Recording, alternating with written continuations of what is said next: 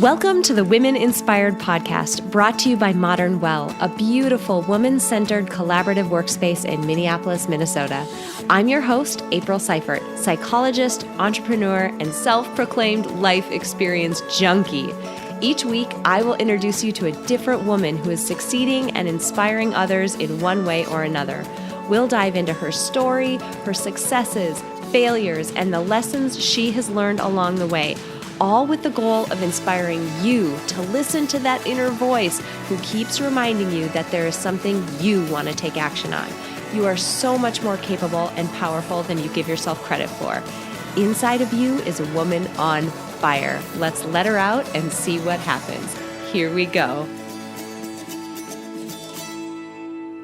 Well, hey guys, welcome back to the Women Inspired podcast. I'm so thrilled you joined us this week. My name is April Seifert and I am your host. And this week we have an awesome guest who is bringing a background of information that we have not yet ever spoken about on the podcast. This week we are welcoming Alyssa Labrecque to the podcast. And I mean, let's just get down to it. We're going to talk about poop today, which is pretty new for us. So welcome, Alyssa. I'm really excited to have you here.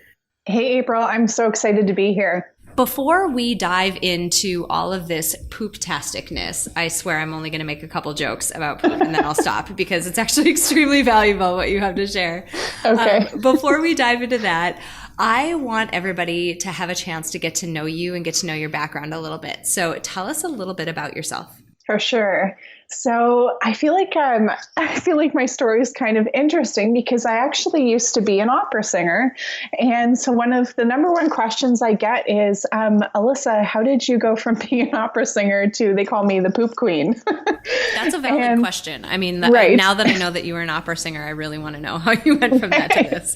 Yeah. So I was in university and studying music, and it was something I've always been really passionate about. And so I ended up going through, this is a whole other story, but I ended up going through a bit of an abusive relationship through my university career. It wasn't a bit of it. It was an abusive relationship. And I did get myself out of that relationship, but that was a turning point in my life. And I really started to reevaluate everything.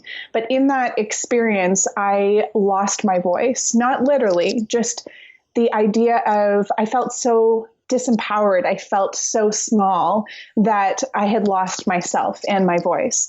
And during that period of recovering from that relationship, I started to work, obviously, but throughout that period, my sister was really struggling with colitis, and I was completely lost. I was working with a family business. I was working over 60 hours a week. I was running through fast food drive-thrus daily, and I didn't know how to nourish myself physically and emotionally. And watching my sister struggle through the medical system, I really believed there had to be another way for her. I went on a search to try and find the solutions for her first, and I kept coming across nutrition. And so I, obviously knew I couldn't go back and tell my sister, listen, all you have to do is just start eating kale. It's all going to be good. And so I started to change my own life, and I lost 70 pounds, decided to go back to school. And now today I specialize in teaching people how to end the gas and bloating, finally stop that diarrhea and constipation, and learn how to fix their guts by loving and trusting their guts. And so that's a bit of a background on me and the short version. Holy cow. First of all, before we go any further, I have to thank you for being vulnerable and sharing your experience with your relationship. It's unfortunately, abusive relationships are something that far too many people, definitely far too many women end up finding themselves in. And it can be incredibly difficult to get away from a relationship like that. And I'm sure many people listening to this, and potentially you and others have come across or realized that the repercussions of those relationships don't necessarily stop when you walk away from that person. So you mentioned, you lost your voice and that type of thing. The implications of them don't stop then. There's typically, some things to work through. So I really appreciate that you shared that with us. Yeah, absolutely. So it's interesting to me that it's funny because, we lots of times are so focused on making sure that other people are okay. And it seems like that was the case for you, that you mentioned that your journey into researching all of this information about loving and trusting your gut and all these pieces that we'll get to, it began because your sister was sick. Tell me a little bit about her journey with colitis. Yeah, absolutely. So, it's something that I hear and see so frequently, that often before we're able to change something for ourselves, we often witness it in other people, or we see struggle in other people that triggers a change within us. And that was definitely the case for me. And so my sister had really struggled her whole life. And I remember as a kid, she'd go to the doctor and the doctor would say, oh, just don't eat tomatoes, right? Or don't eat that food, or stop eating the foods that hurt your stomach. And this went on for many, many years, to the point where she was in university. And I remember her second year university, it was like the first day of school, and she ended up in the hospital for the first 10 days. And, seeing her struggle, we had ended up in the hospital over Christmas, over all those, family times. We always seemed to end back up in the hospital. But while she was there, she would be in pain. She had blood in her stool. Her veins were bursting. She had been misprescribed medications in certain circumstances. And so seeing that and seeing a loved one in pain, often we see that it's possible for someone else before we're able to see that it's possible for ourselves. And that's what triggered the shift in me. And so for me, I look at my sister, and she absolutely changed my life. So. Wow. That had to have been so hard to watch, to see her going through all of that difficulty. And it's colitis isn't something that I'm super familiar with. I mean, I just ancillarily know what it is, but when you describe it in that way, with that level of detail, it had to be so incredibly difficult to watch a loved one go through something like that. For sure. Yeah, absolutely. I'm always interested in when the shift starts to happen. When did you start to realize, this is interesting. I'm coming across some things that may help my sister, but isn't that weird that some of these things might actually help me as well? Or did that take a little while for you to make that connection? I'm curious about when things started to shift, or broaden, maybe is a better word. Yeah, I mean, I've always been a go-getter. And so when I saw this happening for her, I remember I was contacting like nutritionists and naturopaths and doctors. Like, I was seeking them out online and through Facebook. And I started finding all of these platforms and these pages of people in the holistic world. And so I started reaching out to them and asking them, like, this is my sister's situation. And part of me was so naive to it. It almost felt like she was the only one going through it. And so I started messaging these people all over the world and asking for their help. And I'll never forget, one of them actually redirected me and put it back on me and said, this is your sister's journey. And I remember I very quickly deleted that person's message. I wasn't ready to hear that at that time. But what ended up starting to happen was it just started to snowball. So it started with these messages and reading articles online, and it led to me watching documentaries. And I ended up finding this 30-day green smoothie challenge. And I'll never forget that the goal was obviously to drink one green smoothie every day for 30 days. And I literally gagged my way through the first 3 days. They were just terrible. They were adding cilantro and parsley into my smoothies. And I was eating, chicken burgers and burgers from fast food joints. So my taste buds, they didn't have a hot clue what this was. It had to have been a bit shocking a little bit. Yeah. So anyways, I ended up saying, forget this. I'm going to just make my own green smoothie. And so I started with like 3, spinach leaves in a bunch of fruit in my blender and called it a green smoothie.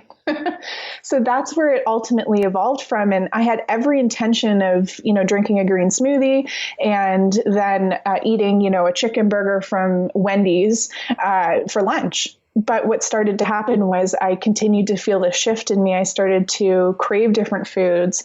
But most importantly, I realized how I was feeling, the anxiety, the stress, the fluctuating diarrhea to constipation, the gas, the bloating. I started to realize that this actually wasn't normal. It was common, like a lot of people were experiencing it, but it wasn't normal. It was actually a sign that there was something not right within me. And I was headed on my way to a diagnosis such as my sister if I didn't do something about it. So I'm curious, how did you realize that? I mean, because when something like that is so common, and it's common around, people who are around us, and everybody we know has symptoms like that, how did you start to realize that it isn't normal? Because sometimes we use common as a way to determine what's normal. As much as, a lot of people were experiencing these types of things, like, you hear of people experiencing diarrhea in their lifetime. It wasn't like people were talking about poop around me, right? Like, it wasn't like, I'd go to work, we'd all pull up a chair and, compare notes, right? So at the same time, although there was conversation happening about it, there wasn't a lot of conversation happening about it, you still kind of knew that people were experiencing diarrhea on occasion. So what triggered that this wasn't normal was all of my research. Actually, when I was watching these documentaries and I was reading these books and reading these articles, that they started to really educate me that, hey, Alyssa, you're not supposed to be glued to a toilet. And on those days where you're missing a bowel movement, you should really be going 2 to 3 times a day. And that is what really started the journey. And then when I started to take a real interest in this, I started to understand the depth of it in learning that these bowel movements in this particular example weren't just a reflection of my physical body, but also my emotional state. That is so interesting. And it's actually is an amazing segue, because you said something in the beginning that I thought was really profound and really piqued my interest. You talked about how you learned to love and trust your gut. And that's more than just, I biologically changed my gut bacteria, which I'm sure there was a piece that was important with that. But you bring in this emotional component. Tell me a little bit about that. Yeah. So when I was starting to change my daily habits, it wasn't because I wanted to lose weight. And it wasn't because, there was a number on the scale I was trying to achieve. I just was scared to death that I would end up in the same situation as my sister. And I also, started to realize with this education that I was actually more on my way there than I realized. And so it wasn't actually until I started to incorporate the emotional work into what I was doing for myself that my body started to shift. So I'll give you an example. I had, started doing the green smoothies. I found by lunchtime, hey, I didn't really want that chicken burger. I think I'm going to do a salad.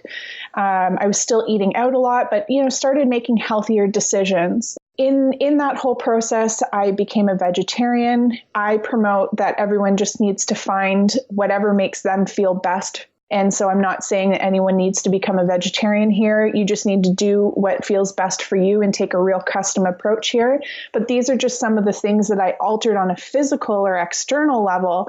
And yet I continued to still have gut issues. I continued to be moody wholly. I was still full of anxiety and still very much healing and recovering. And so I remember I enlisted the help of a counselor, and we started to work through the emotional work and the emotional traumas and some of the cellular memories that were being held within my body. And that is when I actually lost 70 pounds and my body started to change. And at the time, I didn't have a real depth of understanding of why that was. But today I have learned, after obviously going back to school to become a registered holistic nutritionist and just taking my healing and my education to a deeper level, that our emotions absolutely matter and that they actually are what affect our physical body. And the physical manifestation of a symptom perhaps actually begins in the emotional body. And so when I was learning about, why I was fluctuating between diarrhea and constipation, what I came to understand was my constipated states were when I was at my most fearful state. And so my body was literally, locked down. The hatches were locked. I was tight. I was tense. There were days that there were things I wasn't willing to let go of. And it makes sense when we think about it this way, right? You're so tense and you're so closed off that you can't let go of anything, including your poo, right? Yeah. I mean, I've never thought about it that way, but I mean, it does make a ton of sense. Right. And, on the contrary, when we look at diarrhea, this is, the body's breaking state. It's like, I cannot hold this anymore. I can't continue under this state. And so I have seen clients at their most stressful points in their life where they just can't break free of the diarrhea because their level of stress, their body is just saying, I cannot hold this anymore. And so it's literally purging. That's so interesting. I mean, so recently, and I don't know if this even has anything to do with it in terms of the way that you work with your clients, but I know that I've read some research recently linking, and it seems so unrelated. It seems like such a crazy link. Crazy meaning like these parts of ourselves don't seem linked, but apparently they are. Links between the level of health of a person's gut bacteria and their likelihood of developing depression is actually fairly strong. That is amazing to me. Yes. So this was such a really good point because, and I get really excited about it because when we look at this, I remember that I felt really hopeless. I felt like everything was happening to me and that I had no control over that. And I felt like my body was out of control and I also wasn't able to control how it was acting. And so when I look at this and why I get so excited about it is it creates a real depth of understanding as to why this is happening, which better equips us with the ability to do something about it. And so when you're touching on this connection between the microbiome and our mental health, it absolutely connects. And the reason is because they've now shown actually studies up to 95% of your serotonin, which is your happy hormone, is actually produced in the gut. And so that's amazing. That's such a big piece because if you don't have a happy gut, then you're probably not going to be that happy. And if we actually take this back one step and go, well, how did our gut get not too happy here? We have to take into account the stress and the anxiety and the emotional factors, because that emotional shift or that trauma or that stress that we carry, that we all experience, really affects our digestive system. It depletes your microbiome, and it depletes your digestive enzymes, which help to actually break down your foods. So when we look at this and sort of unpack this topic a bit, isn't it interesting that it kind of goes back to that mental state? And so they feed into each other. That stress affects the gut, and then that gut imbalance then affects the stress in our mental health. And so that's why we need to really take a whole body approach to addressing the topic. I think that is amazing. And the more our medical system, just in general, is opening itself up to more holistic data. And I'm not talking about holistic opinion here. I'm talking about actual data. We're opening ourselves up to the idea that there might be links between things that we didn't realize before. The more that they're realizing that there are those links there, that we study them and then we find them. It's amazing. I want to kind of turn the page a little bit, because we're getting into some really interesting stuff here that's starting to feel really practically applicable. And you are one of the people who has training and has a background that can really help people understand these concepts and more importantly, apply them a bit better. So I'm kind of seeing two sides of the coin, of the same exact coin here. There's the biological piece and the nutrition piece that you're talking about. I'm curious about your thoughts and your advice and what you've learned on that side of the coin. And then also on the flip side of the coin, practical advice for people on the emotional side who might need some healing in this area. I'm just curious as to what your advice would be on that side. So they feel like two sides of the coin. So I'm kind of smushing them together into one conversation. Yeah, for sure. And, we can't address one without the other. And so I'll just sort of share this. In my experience working with my clients, what I've seen is the individuals that have the most long-term success, and success being, it's relative. It's, sort of a custom experience, right? But those that can say, they're feeling better both emotionally and physically have addressed both the emotional and the physical. And for those that seem to be stuck in their physical symptoms, what I've seen is that it's because they haven't addressed the emotional body. And so it's just a really interesting thing because, in order for us to really heal the whole, we have to address the whole. So I also just want to share, a little bit more understanding around how we can envision our working to resolve the whole. In my opinion, I'll start with, there are other bodies out there that believe the same thing. I can't say that I've read any studies to support this, but my understanding of the physical manifestation of a symptom is that it starts with the emotional and mental component. And that's what leads to a physical imbalance. And what I've seen over the years is that a lot of people will come to me and say, oh, this just all of the sudden happened. All of the sudden I had diarrhea. All of the sudden I couldn't sleep. All of the sudden my skin broke out. But as we've started to dig a little bit deeper, we can almost always bring it back to some sort of event that happened in their life or some sort of stressor or trauma that was really the beginning stage of when these things started to express themselves in the physical body. So in order for us to work with it, we have to kind of go backwards. And so we start with the physical body because now we do have an imbalance there.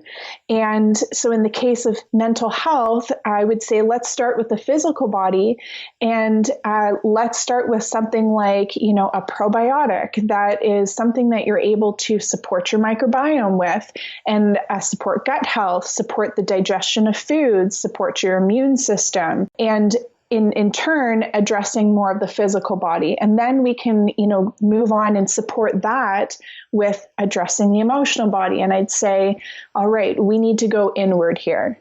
So this is the hard work I've always felt personally in my own journey, but also I find for other people is in order for us to address the emotional, I could sit here and tell you all the things that I've done for me, but you are unique and everyone listening here is so unique. And so I can't say that, you just have to sit and meditate. You have to journal, you have to draw, you have to do all of these things because these are just coping mechanisms. They don't get to the root. And so in my belief and in my journey, I've believed that we have to really go inward and do sort of that inner child work and look at the programming that's really come from our childhood that's running our day-to-day life.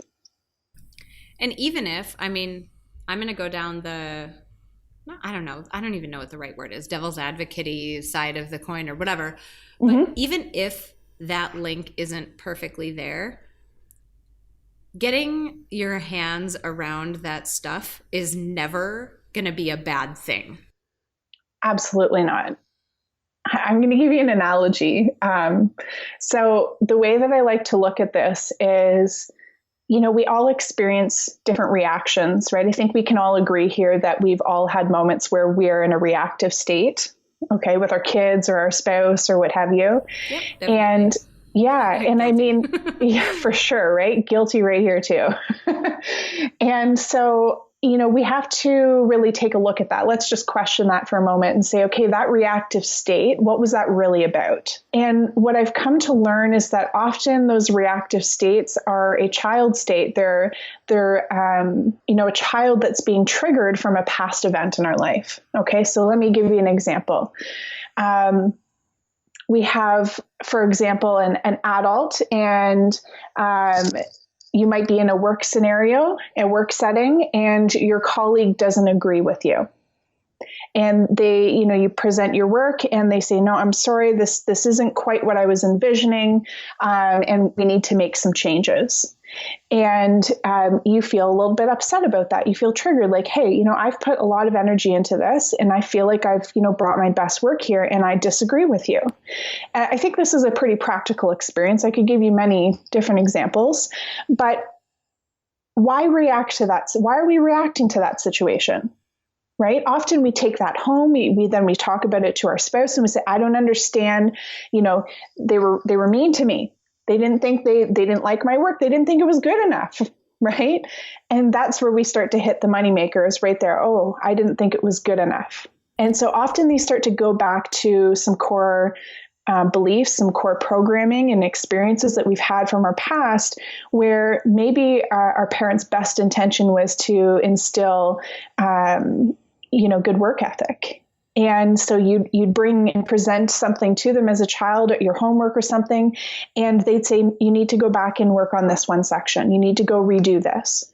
And for you, it always felt like, although your parents' intention was pure to help you work harder and do a good job and be thorough, you internalized it as, it doesn't matter what you do, it's never good enough. You always are going to have to go back and improve it. It's never going to be good enough. And so today, fast track, you're in your adult life, and this little situation is being triggered again. And so we have this little child in us that doesn't feel good enough. And so this is why I find that, we can go out into our adult life and world and walk on the streets and see that these adult people are having child experiences, very reactive experiences. You have that angry driver. We've got that, snarky coworker. We've all experienced these different personalities that we work with. To me, these are adult children. And so I believe that each of us have these children within us, and I like to look at them like they're on a school bus. And we have all these bouncing children bouncing around on the school bus. In fact, we even have one driving the bus. We've got a little child driving the bus that feels that he's not good enough. And, a child in general is not supposed to pay the bills, drive a school bus, or drive any car for that matter. And so this is very anxiety triggering. And so it leads to this continuation of these emotions that overflow and take us over. And so often some of the things that my clients say to me is, well, I feel out of control. Like I just cry all of a sudden, or I'm very reactive, I'm angry. And next thing you know, I'm screaming at my children. And so these are all child states. And the way I like to look at it is anytime we're reactive, we're in a child state. That makes a ton of sense. And actually, just to draw a connection between what you're saying and what we've heard in a prior episode 54, we spoke to a woman named Dr. Diana Kirshner, and she specializes in relationships, close relationships, romantic relationships, typically. So not in your area at all, but she speaks about the exact same thing. So this idea that we form these templates or scripts or habits, which are our way of interacting with the world, we form them from little on, and they really do impact how we emotionally experience life going forward, and they impact how we behave and the outcomes we might get. So in her case, the people we may attract to ourselves as romantic partners. In your case, the way that our gut is working. Yeah, so absolutely. And this is where, it's amazing how these inner children often then begin to affect and they overflow into many areas of our life. And so what we're talking about today is drawing that connection between, our inner children and that reactive state and our level of stress and our relationship with ourself and that true depth of healing our emotional body with how that is going to ultimately affect your physical body in your gut in this case. So you've mentioned a little bit about clients that you work with. Tell me a little bit about the work that you're doing today. Do you work with people one-on-one? Are you online? How does all of this work for you today in your business? Yeah, for sure. So I do work one-on-one with clients, and that's where we ultimately get to dive into that real personal journey of understanding both the physical and the emotional, sort of not only loving your gut from a physical standpoint, but learning to trust your gut and tapping into that intuition. And I think it's really hard for us to tap into that intuition when our gut is in knots and we're in that anxiety state. And that's where, we can really work on both levels. So from a client standpoint, I work one-on-one in that regard and learning and teaching people how to fix their gut. And I believe just 4 simple steps. I like to keep it super simple. And then I also work online with clients as well through Skype. And I also have an online program, Love and Trust Your Guts program. So something I'm super passionate about. And you can find me online at Soul Food Nutritionista, whether it's Facebook or Instagram. Would love to see you guys over there. This has been wonderful, Alyssa. Seriously, it's like I said, it's a topic that we've never covered on the podcast, which I'm always really excited to learn about something new. But you can tell that you have been really thoughtful in the way that you've approached the work you're doing. And I'm really appreciative of that. And I'm also very appreciative of you being so open and vulnerable to share not only your story with your past relationship, your story with your health journey, your sister's story. I mean, we really do benefit from learning each other's backstories and learning about each other's journeys. So I really appreciate that. Oh, absolutely. Thank you so much for having me on the podcast. It's just been a great conversation. So before I let you go, I have to ask you one last question, which is the question that I ask everybody at the end of the podcast. We are compiling a Spotify Power playlist of motivational songs to keep people pumped up throughout the week. And I have to ask for you to add your motivational song to our playlist. Okay, so I love it. And I would definitely have to say Fight Song by Rachel Platten is an all-time fave and just overall inspiring and sort of get up and step into your power kind of song. And I totally dig it. Oh my God, I actually tear up every single time. Like I'm going to tear up saying this every single time I hear that song because there's a lyric in the beginning of it. For some reason, that lyric was going through my head one morning and it's like with a single word, our heart opens. I'm literally tearing up saying this. Yes. This is crazy. Was the morning that I took my first pregnancy test that came out positive. Like I'm getting choked up saying this. It's the funniest thing. So I have this like huge emotional connection to that song because I had listened to that song the day before for the pump you up version of it. Right. Yeah. It is. It's like a get up and go roar and go do your cool thing.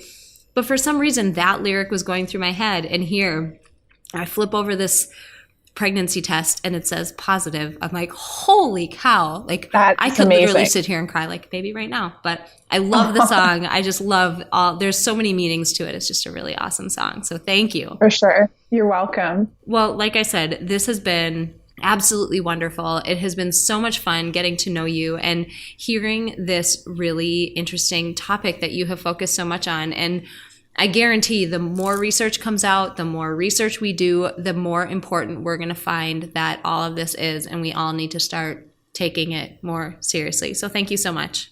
Yes, you're welcome. All right, you guys, I really hope you enjoyed that episode with Alyssa Labrecque. I loved meeting her because her background and her area of expertise is something I have never featured on the podcast before. And I want to talk about, in particular, a specific reason why I was excited to talk to her when she reached out. Now, to begin, let me say that I am a huge proponent of the medical system. I'm a big proponent of what traditional medicine can do for us and the amazing advances and amazing things that it does for people's lives. My husband is a physician. I support the field 100%. That being said, there is an undeniable link between our emotions and how they manifest in our physical health. And let me give you a couple of examples. If you've ever yourself or you've ever had a close friend or family member go through an eating disorder, you know that this is a great example of the link between our emotions and our psychology and our physical health. Typically, when you work with somebody who has an eating disorder, one of the major things that you focus on is helping that person get a handle around their emotions and how they might be impacting their physical body and impacting some of the behaviors that ultimately impact their physical body. There's a huge emotional component there. I'll give you a second example. Probably the oldest one in the book, the first link that people actually were willing to acknowledge between our feelings and our physical body and how they manifest is the idea of stress.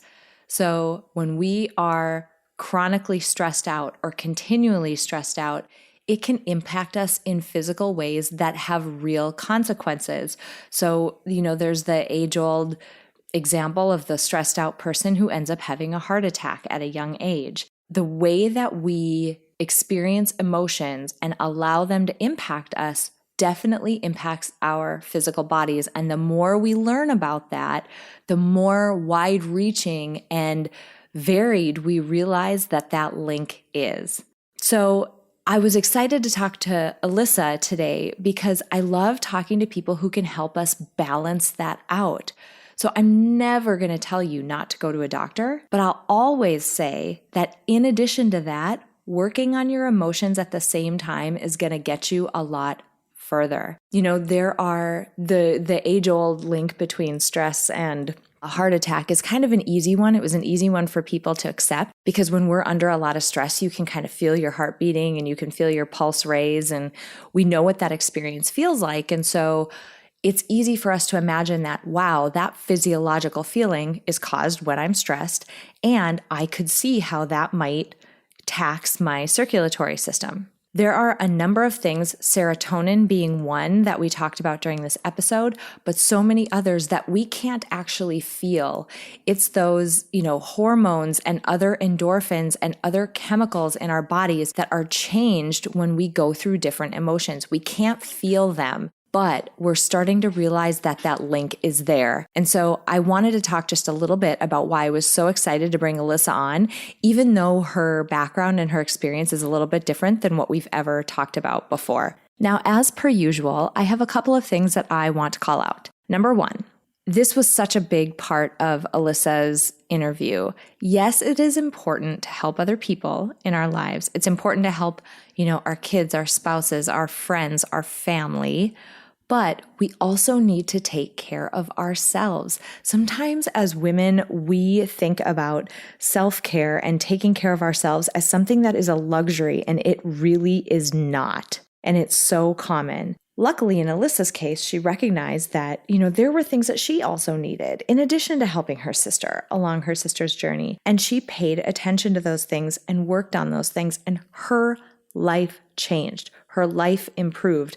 And because of that, she can show up better for the other people in her life who were there before, when she was having these issues, but then also for her clients now. The trajectory of her life changed.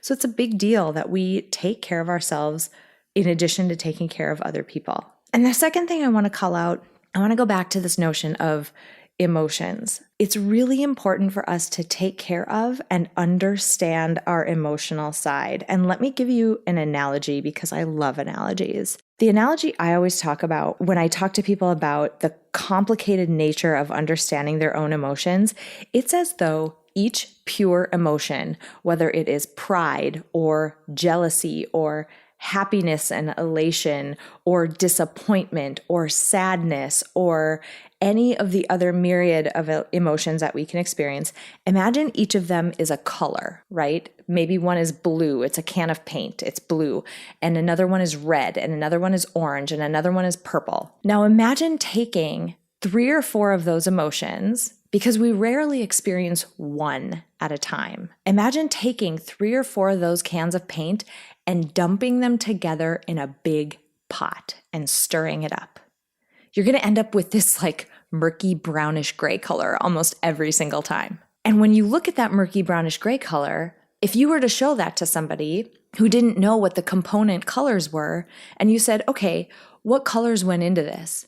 They maybe could guess 1, maybe 2 correctly. It can be really hard to sift apart how we're actually feeling. Now, you can get better at it. You can get much better at understanding, when a friend comes to you and they succeeded at something that you've been working really hard on, you can get better at saying, you know what? Yes, I am happy.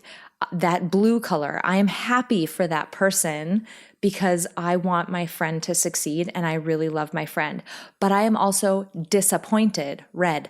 I'm disappointed in myself because I haven't done as well on that goal as I wanted to. And I'm also a little bit jealous. We'll call it green. Weird. Green with envy.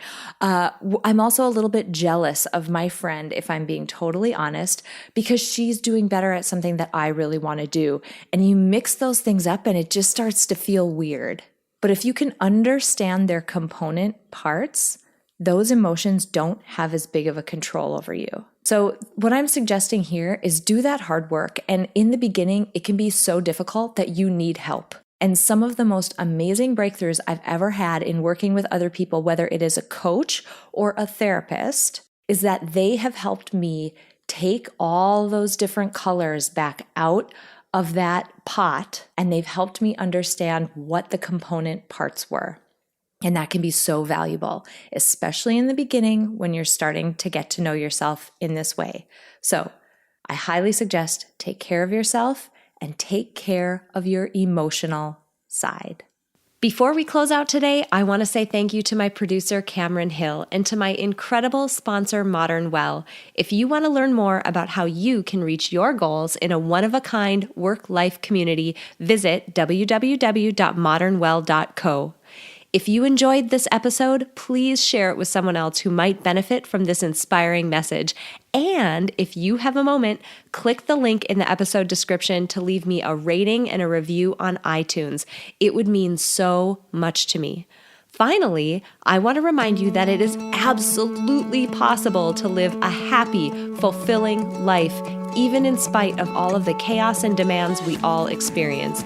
Sign up at aprilseifert.com to gain access to tools that will help you do just that. I have carefully created and curated a set of tools that combine the powerful fields of psychology and design thinking to help you intentionally create a fulfilling, happy life you love. Thank you so much for joining me this week, and until next week, stay inspired.